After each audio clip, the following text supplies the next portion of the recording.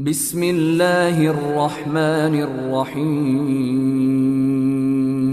اللهم صل على سيدنا ومولانا محمد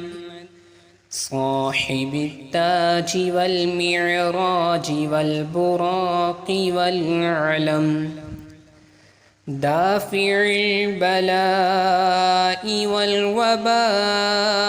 والقحط والمغص والألم اسمه مكتوب مرفوع مشفوع منقوش في اللوح والقلم سيد العرب والعجم جسمه مقدس معتر قهر منور في البيت والحرم شمس الضحى بدر الدجى صدر العلا نور الهدى كهف الورى مصباح الظلم جميل الشيم شفيع الأمم صاحب الجود والكرم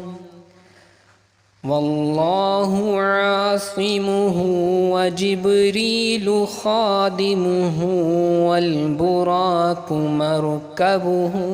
والمعراج سفره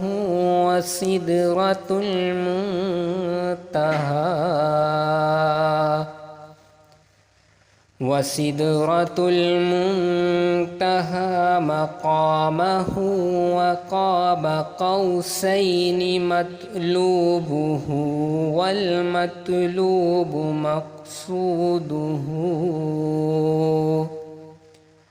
والمقصود موجوده سيد المرسلين خاتم النبيين شفيع المذنبين أنيس الغريبين رحمة للعالمين راحة العاشقين مراد المشتاقين شمس العارفين سراج السالكين مصباح المقربين محب الفقراء والغرباء والمساكين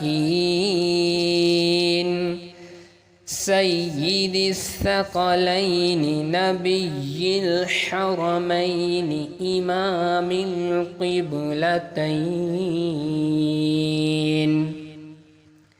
وسيلتنا في الدارين صاحب قاب قوسين محبوب رب المشرقين ورب المغربين